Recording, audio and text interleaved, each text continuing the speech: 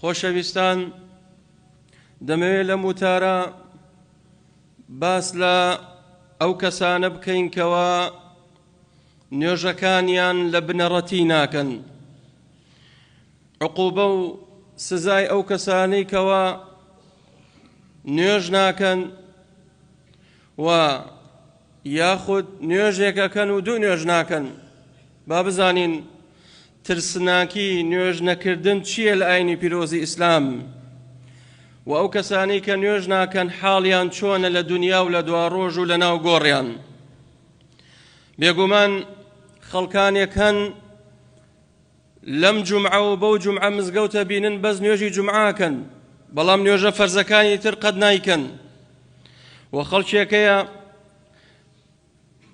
11 مانگ نوێژ ناکە، 1 مانگ نوێژەکە کە ئەوش مانگی ڕەمەزانی پیرۆزە، ئەشێت پێیان بڵێن ڕەمەزان پەرستن، و هەمانە بەس لە جەژنەکانە نوێژەکات، و هەشمانە لە درێژایی تەمەنی 1 جا دێتە ناو مزگەوت، نەک بۆ ئەوەی نوێژ بکە، بەڵکو بۆ ئەوە دێنە ناو مزگەوت بۆ ئەوەی نوێژی لەسەر بکرێ بە جەنازەی.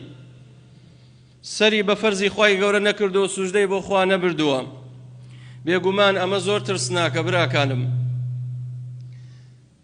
نوێژ نەکردن یەشێکە لە تاوانە گەورەکان. نوێژ نەکردن یەشێکە لە تاوانە هەرە گەورەکان. هەر 4 مەزهەبەکە متفقن لەسەر ئەوەی کەوا نوێژ نەکردن کوفرە، بەڵام خلافێ لە بینیان ئایا کوفری ئەکبەرە یاخود کوفری ئەزغەرە. جمهوری زانایانە فەرمون فسقە، تاوانێ گەلێک گەورەیە. ئەگە کەسێک نوێژ نەکە فاسق بۆ پێی. و هەر 4 مەزهەبەکە متفقن لەسەر ئەوەی کەوا هەر کەسێ نوێژ نەکە تاوانی نوێژ نەکرد لە تاوانی زینا و قەتل و عەرق خواردن گەورەترە. زۆر گەورەیە براکانم. یعنی حاڵی تۆ لە ڕۆژی قیامەت ئەیە و کەسەی کەوا نوێژ ناکەی، واللهی حاڵت لە ئینسانی زانی و لە ئینسانی سارق و لە ئینسانی داوێن پیس و لە ئینسانی عەرەخۆر زۆر خراپترە لە ڕۆژی قیامەت. موسى پێغەمبەر عليه الصلاة والسلام ئیمامی ذەهەبی بۆمان دەجێڕێتەوە لە کتابی الکەبائر، دەفەرمێ لە سەردەمی موسى پێغەمبەر سەلامی خوای لەسەر بێت، ئافرەتێکی داوێن پیس هاتە لای موسى عليه الصلاة والسلام، وتی یا موسى إني زنيت وقتلت ولدي من الزنا فأريد أن أتوب إلى الله سبحانه وتعالى. وتی من زینام کردووە، فاحیشەم کردووە، و مناڵەکەشم بووە، مناڵەکەشم کوشتووە، ئەو دوو تاوانم کردووە، دەمەوێت تەوبە بکەم، پەشیمانم، ئایا خوای گەورە لێم خۆشە بێ؟ موسى عليه الصلاة والسلام دەفەرمێ زوو ئێرە جێبێڵە، با غەزەبی خوای گەورە دانەبەزێت، وەک فاحیشەکەشت کردووە، مناڵەکەشت کوشتووە، تەوبەت بۆ نییە.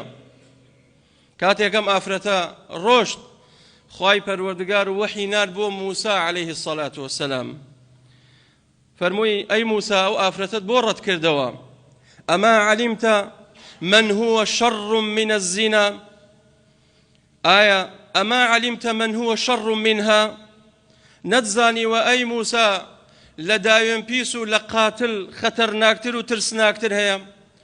فقال موسى عليه الصلاة والسلام ومن هو أشر من الزاني والقاتل، يعني ومن هو أشر منها، أي پروردگار چه حالي لحال يم آفرة خرابتر كزيناي كردو منالكشي كشتوا. فقال الله سبحانه وتعالى خواهي پروردگار فرموي من ترك الصلاة متعمدا فهو أشر منها، هر کسی با انقصد نيوجكاني نكا أو والله حالي زور شرع، والله حالي لو آفرة داوين بيسا، لو آفرتي كوا منالكي كشت، حالي لو خرابترا. زور گەورەیە براکانم. بۆچی ئاوا گەورەیە؟ چونکە فەرمانی خوای پەروەردگار ئەمر بە قووەترە لە نەهی. خوای پەروەردگار ئەمری کرد بە ئیبلیس کە سوژدە بەرێ بۆ ئادەم، سوژدەی نەبرد. فەرمانی خوای پەروەردگاری شکان. بۆ چونکە کیبری هەبوو. بەڵام کاتێک بە ئادەمی و سەلامی خوای لەسەر بێ لەو درەختە مەخۆ لە ناو بەهەشت ئەلەم ئەنهەکوما عن تیلکومە الشەجەرە نەهی لێ کرد خوای پەروەردگار فەرمووی ئەی ئادەم وریابە ئینە الشەیطانە لەکوم عەدوو لەو درەختە نەخۆن بەڵام دوایی ئادەم سەلامی خوای لەسەر بێ لە درەختەکەیان خوارد بەڵام چونکە باعیز لەو نەهیە کە ئادەم کردی سەلامی خوای لەسەر بێ شەهوەت بوو ئارەزوو بوو تەوبەی کرد خوای گەورە لێی خۆش بوو بەڵام ئیبلیس فەرمانی خوای گەورەی شکان سوژدەی بۆ ئادەم نەبرد خوای پەروەردگار لعنەتی لێ کرد ڕەحمەتی خۆی لێ دوور خستەوە کەواتە حاڵی ئەو کەسانی کەوا سوژدە نابن شەیطان ئیبلیس یەک سوژدەی نەبرد خوای گەورە غەزەبی لێگرت ئەی حاڵی ئەو کەسانی کەوا بە درێژایی تەمەنیان سوژدە بۆ خوای گەورە نابن زۆر خەتەرە براکانم بۆیە زانایانە فەرموون هێمای نێوان کافر و مسلمان بریتیە لە نوێژ پێغەمبەری خوا فەرمی عليه الصلاة والسلام العهد الذي بيننا وبينهم يعني المشركين الصلاة فمن تركها فقد كفر عهد بلين ونيوان نيوان مشركين ومسلمانان نيوجا ناس نامي إنساني مسلمان نيوجا كيتي هركسي دس بردار يو عبادة مزنبه فقد كفر أو كفر كردوا إن بين الرجل وبين الشرك أو الكفر ترك الصلاة لنيوان إنساني مسلمان إنساني بباور نيوجاكيا يعني چی؟ يعني اگر تو هنگاوێکت ما بێ بێیتە ناو مزگەوت بەو هەنگاوە ببڕی دەیتە ناو مزگەوت هەر کەسێکش لە نێوان کوفر و ئیسلامەتی نوێژەکەیەتی هەر کەسێ دەستبەرداری نوێژەکەی بێ ئەو فڕی بە ئیسلامەوە نامێنێت زۆر خەتەرە بە تایبەت ئەوانەی کەوا ئینکاریەکەن جەحدیەکەن دەڵێن نوێژ فەرز نییە بە هیچ شێوەیەک سوژدە بۆ خوا نابین ئەوە بە اتفاقی کۆدەنگی زانایان ئەوانە کەسانێکی بێباوەڕن بەڵام ئەوەی بڵێ بەڵێ فەرزە بەڵام لەبەر تەمەڵی نایکا تەکاسولە نایکا ئەمەیە کەوا زانایان خلافیان هەیە ئایا حاڵی چۆنە بەڵام هەموویان متفقن لەسەر ئەوەی کەوا خراپترین کەسن و تاوانەکەیان لە ئینسانی زانی و قاتل و عرە خواردنەوە گەورەترە براکانم چونکە مافی خوای پەروەردگارە پێشێلی کردووە بۆیە عومەر ڕەزای خوای گەورەی لێ بێ دەفەرمێ لا حظ في الإسلام لمن ترك الصلاة ئەو کەسەی کەوا دەستبەرداری نوێژە بێ نوێژ ناکە هیچ بەشێکی نییە لە ئیسلامە هیچ بەشێکی نییە عەبدوڵڵای کوڕی شەقیقە فەرمێ دەفەرمێ ئەدرەکت صحابة النبي صلى الله عليه وسلم دەفەرمێ والله چوومەتە لای زۆرێک لە ئەصحابی پێغەمبەری خوا صلى الله عليه وسلم فلا يرون شيئا تركه كفر سوى الصلاة ئەوەی کەوا لای سەحابە کوفر بوایە لە ئەعمالە تەرکیان بکردە ئەوە نوێژە هەر کەسێ نوێژ تەرکە ئەوە کوفری کردووە ئەوە کوفری کردووە بۆیە هەر کەسێ نوێژ نەکا خوای گەورە لی تووڕەیە پێغەمبەری خوا فەرمی عليه الصلاة والسلام دەفەرمێ من ترك الصلاة لقي الله يوم القيامة وهو عليه غضبان هەر کەسێ نوێژ نەکا لە ڕۆژی قیامەت ئەوە خوای پەروەردگار لێی تووڕەیە خوای گەورە ڕەحمی پێ ناکە بە چاوی بەزەی سێری ناکە و هەر کەسێکش خوای گەورە لێی تووڕە بێت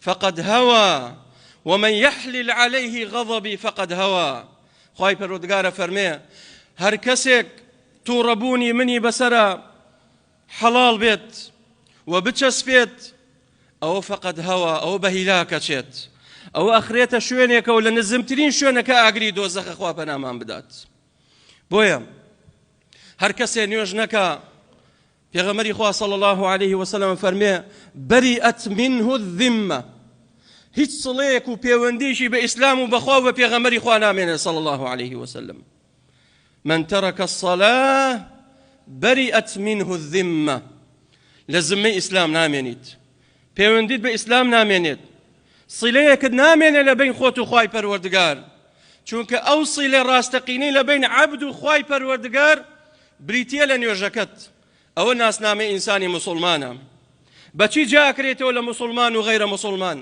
بە نوێژەکەتە براکەم. و پێغەمبەری خوا فەرمی عليه الصلاة والسلام لە فەرمودەیەکە دەفەرمێ من فاتته الصلاة ولا روايتك من فاتته صلاة العصر فقد حبط عمله. هەر کەسێک تەرکی نوێژ بکات ئەوە کردەوەکانی هەمووی سفرە بێتەوە. ئیتر نەڵێ دڵم پاکە، نەڵێ بەخوا خێر و منم، نەڵێ بەخوا سەدەقاکەم، نەڵێ بەخوا بە ڕۆژوم، کردەوەکانت سفرە بێتەوە. دەفەرمێ ئەگەر یەک نوێژێ تەرکەی کردەوەی ئەو ڕۆژەت هەمووی سفرە بێتەوە. ئەگەر بەقەدەر شاخێک ئاڵتونت کرد بێتە خێر هیچ پاداشتت نییە، هەمووی سفرە بێتەوە. بە درێژایی تەمەنت نوێژت نەکرد بێت هەموو کردەوەکانت سفرە بێتەوە. من فاتته الصلاة فقد حبط عمله. أو قول رسول الله صلى الله عليه وسلم. أو كساني كوال روايتك فرمي من فاتته صلاة العصر فكأنما وتر أهله وماله. هركسي نيجي عصر لدز بدات يقنوش وكو أوه همو مال وساماني لدز دابت. چەند خەمناکە، چەند ناخۆشە تۆ بڕۆیتەوە بۆ ماڵەکەت سوتا بێ و مناڵەکانشت هەمووی تیاچوو بێت. چەند قورسە. نوێژش ئاوایە براکانم. دەبێت نوێژ ئینسانی مسلمان پارێزگاری لەسەر بکە. بۆیە ئەوە چەند خوتبەی لەسەر نوێژە ڕۆین وەڵڵاهی کەمە. چونکە زۆرێک لە مسلمانان ئەو عیبادەتە مەزنیان فرامۆش کردووە. کورە دەی خوای گەورە بە ڕەحمە بە نوێژ نییە. بە نوێژ نییە. لە ڕۆژی قیامەت حاڵتە بینمەوە. بۆیە خەتەرە براکانم. ئینسان دەبێت پارێزگاری لە نوێژەکانی بکە. هەر کەسێک یەک نوێژێ نەکات وەکو ئەوە ماڵ و سامانی هەمووی لەدەست دابێت زۆر خەتەرە. دایکە عایشا فەرمێ رضي الله عنها قالت يا رسول الله ابن جدعان پیایەک بوو لە جەهالەتە كان يصل الرحم ويطعم المسكين فهل ذاك نافعه يوم القيامة؟ فرمي يا رسول الله ابن جدعان مشهور بو لمدينة فرمي پیایەکە لەسەر دەمی نەفامی و جەهالەتایە مسلمان نەبوو بەڵام کەسێکی خێرەومەند بوو دائما خواردنی ئەدا بە فەقیر و هەژاران لە خزمەتی خەڵکا بوو سیلەی ڕەحمی ئەگەیان کۆمەڵێ صفاتی جوانی تێدا بوو.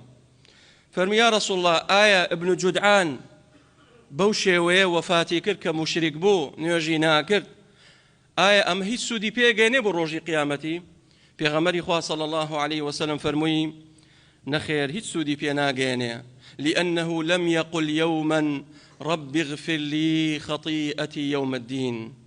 لەبەرەوەی ڕۆژێک دا نەنوشتۆ بپاڕێتەوە ڕۆژێک دا نەنوشتۆ نوێژ بکاو سوژدە بەرێ بۆ خوای پەروەردگار و تەوحیدی هەبێ و خواپەرستی بکات بۆ ئەوەی خوای پەروەردگار لێی خۆش بێت چونکە هیچ سوودی پێ ناگەێنێ لە ڕۆژی قیامەت. داواکەم لە خوای پەروەردگار بەناوە جوانەکانی و بە صیفاتە بەرزەکانی ڕەحممان لێکا و ئەخیری هەموو لایەکمان خێرکە. ادعوا الله وأنتم موقنون بالإجابة. الحمد لله والصلاة والسلام على رسول الله صلى الله عليه وعلى آله وصحبه وسلم. پیغمبری خوا فرمی عليه الصلاة والسلام أمر بعبد من عباد الله أن يضرب في قبره ب100 جلدة. دفرمي خواي پروردگار فرماني كد بفرشتكان ئەمە لە کۆ لە ناو گۆڕایە با بزانین ئەوجا عەزابی ئەو کەسانی کەوا نوێژ ناکەن با بزانین لە ناو گۆڕە حاڵیان چۆنە. دەفەرمێ خوای پەروەردگار فەرمانەکات بە عەبدێ لە عەبدەکانی خۆی کە تاوانبارە دوای بۆمان دەرەکەوێت تاوانەکەی چییە بە فریشتەکانە فەرمێ ڕۆژانە 100 جەڵدەی لێ بدەن 100 قامچی ئاگرینی لێ بدەن. فلم يزل يدعو الله ويسأل. ئەم پیاوە هەرە پاڕێتەوە لە ناو گۆڕەکەی هەر داواکە دەڵێ ئەی پەروەردگار تەخفیفی کە لەسرم واللهی 100 جەڵدە زۆرە من تەحەمل دانەیەک ناکەم بە بەردەوام دوعاکە تا نەوتنۆی لەسەر هەڵەگرێت یەک جەڵدەیەکە مێنێ فيضرب بجلدة واحدة فامتلأت قبره نارا. ئەو جا یەک قامچێکی ئاگرینی پێ لێدەن هەموو قەبرەکەی و گۆڕەکەی لێ ئەبێ بە ئاگر. ئەم پیاوە لەوەش خۆیەچێت فلما أفاق قال على ما جلدتموني أو بو لمنكن بو بجلد اليمدن بو آقر بردن لجانم بو چی وام ليكن بو سزامدن فقالوا لأنك صليت صلاة بغير طهور ومررت على المظلوم فلم تنصره. فرمویان فریشتەکان چونکە تۆ لە دنیا کابرا نوێژێ کرد ئەوە نەبێ نوێژی نەکرد بێ بەڵام یەک نوێژێکی کردو بە بێ دەستنوێژ یەک نوێژی کردو بە بێ دەستنوێژ ئەمڕۆ ئەو قامچیە ئاگرینەی لێ درێ لەبان پشت و گیانی لەناو گۆڕایە لأنك صليت صلاة بغير طهور ومررت على المظلوم فلم تنصره. تخوا براكانم قامچیەک ئاوها لێت بدەن هەموو قەبرەکە پڕکا لە ئاگر حاڵی ئەو کەسەی کەوا نوێژ ناکات یەک نوێژێک بەدەست نوێژ جار وایە کابرا نوێژەکات بەڵام لە شوێنێکە دەست نوێژی نییە یان لەشگرانە پێوە بێ لەگە کۆمەڵێک قسە چێتە ناو نوێژە ئەوە تاوانێ زۆر گەورەیە دەفەرمێ ئاوها شەلاقکاریەکەن یەک نوێژێک نوێژکەی بەبێ دەست نوێژ ئەوە حاڵی تۆیە قبرەکەت هەموویە بێ لە ئاگر پڕە بێ لە ئاگر ئەی حاڵی ئەو کەسانی کەوا نوێژ ناکەن وە کاتێک کەسانی مەزلومت بینیە لە دنیا بەڵام تۆ هێز و دەسەڵاتت هەبووە مەنسەبت هەبووە ئەتوانی سەری خەی بەڵام سەریت نەخستووە ئەلەوێ خوای پەروەردگار بەو شێوێ سزاتەدا ئەوجا کە ڕۆژی قیامەت دێ ساحەی مەحشەر ئەی حاڵی نوێژ نەکرد چۆنە لە ڕۆژی قیامەت ئەو کەسانی کەوا نوێژ ناکەن پێغەمبەری خوا فەرمی عەلەیهی السەڵاتو وەسەلام خوای پەروەردگار لەگەڵ فرعون و هامان و قارون و ئوبەی کوڕی خەلەف حەشریان ئەکات لەگەڵ ئەو چوارەیە پێغەمبەری خوا فەرمی عەلەیهی السەڵاتو وەسەلام من حافظ على الصلاة كانت له نورا وبرهانا ونجاة يوم القيامة ومن لم يحافظ عليها لم يكن له نورا ونجاة وبرهانا يوم القيامة وحشر مع فرعون وقارون وهامان وأبي بن خلف. دەفەرمی هەر کەسێک پارێزگاری لە نوێژەکان بکات ئەوە لە ڕۆژی قیامەت ئەو نوێژە ئەبێتە ڕووناکیە بۆی ئەو نوێژە ئەبێتە حوجەیەک و بەڵگەیەک بەدەستی وەڕزگاری ئەبێ لە ڕۆژی قیامەت. بەڵام هەر کەسێ نوێژ نەکات تەرکی نوێژ بکات ئەوە لە ڕۆژی قیامەت هیچ ڕووناکیەکی نییە لە ڕۆژی قیامەت هیچ بەڵگەیەکی بەدەستەوە نییە بۆی ڕزگاری بێت لە ڕۆژی قیامەت ڕزگارت نابێت. ئەی کە ڕزگارم نەبوو لەگەڵ کێ حەشرەکرێم دەفەرمێ لەگەڵ فرعون و هامان و قارون و ئوبەی کوڕی خەلەف سەرانی کوفر و مشریکین لەگەڵ ئەوانە حەشرەکرێیت. ابن القیم ڕەحمەتی خوای گەورەی لێبێ دەفەرمێ بۆچی پێغەمبەری خوا صلی الله علیه و سلم باسی ئەم چوارەی کرد چونکە لەبەرەوە ئەو کەسانی کە نوێژ ناکەن حاڵیان ئەوانەی کە نوێژ ناکەن ئیلا مەشغوڵن بەم چوارە. قارون مەشغوڵ بوو مەماڵەکەی بۆیە عیبادەتی ناکرد. ئەو کەسەی کە نوێژ ناکات زۆر جا بەهۆی ماڵەکەیەتی سەرقاڵی ماڵەکەیەتی مەشغوڵی دنیایە بانگەدا نوێژ ناکات گوێی لێ نییە بڕۆ تۆ ئستاهلی لەگەڵ قارونە حەشر بکرێت چونکە فرعون مەشغوڵی موڵکەکەی بوو ئەید وهذه الأنهار تجري من تحتي. فرعون نوێژی ناکرد بۆ خوای پەروەردگار عیبادەتی نەبوو کافر بوو بۆیە لەگەڵ ئەوە حەشرەکرێت. پێغەمبەری خوا صلی الله علیه وسلم باسی هامان ئەکات. هامان وەزیری فرعون بوو. هامان بۆ نوێژی ناکرد چونکە منسەبەکەی و وەزارەتەکەی مەشغوڵی کردو بوو ئەمەندە خۆشەویست بوو لای خوای گەورەی لەبیر چووە بۆیە خەڵکانێکەیە بەهۆی منسەبەکەیان بەهۆی وەزارەتەکەیان بەهۆی مەسئولیەتەکەیان نوێژ ناکەن لەگەڵ هامانە حەشرەکرێن. جار وایە کابرا مدیر دایرەیەکە بانگەدا نوێژ ناکات بۆ نوێژ ناکەی وەڵا مەشغوڵم مدیرم با مدیر بی وەڵا وەزیرم با وەزیر بی وەڵا ڕئیسم با ڕئیس بی دەبێت نوێژکەی بۆ خوای پەروەردگار. لە ڕۆژی قیامەتە خوای پەروەردگار لەگەڵ ئەوانەیە حەشر دەکات. مافی خوای گەورە نابێ پێشێل بکرێت ئەجینا لەگەڵ قارون و فرعون و هامانە حەشرەکرێت.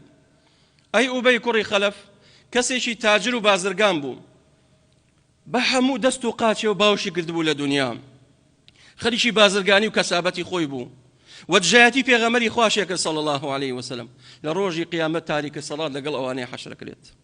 والله زۆر گەورەیە براکانم. ئەیکەوا بەو شێوەی حەشر کرایی ئەی ماڵی کۆتایی ئەو کەسانی کەوا نوێژ ناکەن بۆ کوێیە، ماڵی کۆتاییان ئاگری دۆزەخە خوا پەنامان بدات. خوای تعالی دەفەرمێ فخلف من بعدهم خلف أضاعوا الصلاة واتبعوا الشهوات فسوف يلقون غيا. لدواي پێغەمبەران صلاة و سلامی خوایان لەسەر بێت خەڵکانێک هاتن خەڵکانێکی خراپ أضاعوا الصلاة نوێژەکانیان فەوتان واتبعوا الشهوات هۆکارەکە چی بوو نوێژیان ناکرد شوێن هەوا و ئارەزوو شەهوەت کەوتن. ئەفەڕەئەیتە من اتەخەذ ئیلهەهو هەوا خەڵکێکەیە هاو ئارەزۆکەی کردووە بە خوای خۆی، هاو ئارەزۆکەی چی پێ بڵێ ئەوە ئەکات، ئەڵێ نوێژ مەکە ئەڵێ بە قسەتەکەم، ئەڵێ بڕۆ زینا بکە ئەڵێ بە قسەتەکەم، ئەڵێ بڕۆ مەشروب بخۆ ئەڵێ بە قسەتەکەم. هاو ئارەزۆکەی زاڵە بەسەری، بۆیە هەر کەسێ نوێژ نەکە ئیلا جانیبی شەهوەت زاڵە بەسەری. ئیتر شەهوەتەکە بۆ ماڵ بێت یاخود بۆ ئافرەت بێت یاخود بۆ تیجارەت و کەسابەتێ بێت، ئیلا شەهوەتەکە باعث بۆ ئەوە کە نوێژ ناکات چونکە ئەمانە هۆکارن نوێژ ناکات. واتبعوا الشهوات ئەوەی کە نوێژ ناکە ئیلا شوێن شەهوات کەوتووە. فسوف يلقون غيا أي غيا چییە؟ واد عميق في جهنم دۆڵێکە لە دۆڵەکانی ئاگری دۆزەخ کێما و زوخا و چڵک و جەراعەتی جەهەنەمیەکانە. ئەوانە دەرخوار دەدەن لە ڕۆژی قیامەت. کێ ئەو کەسانی کەوا نوێژ ناکەن. فويل للمصلين الذين هم عن صلاتهم ساهون. ويل دۆزەخ بۆ ئەو کەسانی کەوا مصلين هەندێک ئەڵێن نوێژەکەن بەڵام لە کاتی خۆی نایکەن، هەندێک ئەڵێن نوێژەکانیان فەوتانووە، هەندێک ئەڵێن ئەیکەن بەڵام بۆ ڕیایەتی بۆ خوای نییە. فويل للمصلين. بۆیە کاتێک بەهەشتیەکان پرسیارەکەن عن المجرمين دەبێ حاڵی مجریمەکان چۆن بێ لە دنیا گاڵتە و مەزاقیان بە باوەڕدارانە کرد. کاتێک گەچن تەماشاەکەن فاطلع فرآه في سواء الجحيم لەناو دۆزەخەوە هەڵە قوڵێت. قال ما سلككم في سقر ئەوە چی ئێوەی وا ئامادە کردووە چی کردەوەیەکتان کردووە کە ئەمڕۆ لەناو سەقەرن ناوی لە ناوەکانی دۆزەخ دۆڵێ لە دۆڵەکانی دۆزەخ سەقەرە سەقەڕی جەهەنەم خوا پەنامان بدە. ما سلككم في سقر قالوا لم نك من المصلين ئێمە بۆیە ئەمڕۆ ئامادەی ئاگری دۆزەخ بووینە وا ئەسووتین چونکە لە دنیا نوێژمان ناکرد. بەو شێوەیە لە ناو جەهەنەمە خوای گەورە عەزابیان ئەدات. فبۆیە براکانم هەر کەسێک نوێژی نەکردووە با تەوبە بکات استیغفار کات بگەڕێتەوە بەلای خوای پەروەردگار. ئێستاش مەجال ماوە براکانم ئینسان دەسەڵ بگرێت لە تاوان. خەڵکێکەیە سێ نوێژەکە دوو نوێژ ناکە ئەمەشیان هەر کوفرە براکانم، بەڵام ناڵێن کافرە بیت، بەڵام تاوانەکە زۆر گەورەیە.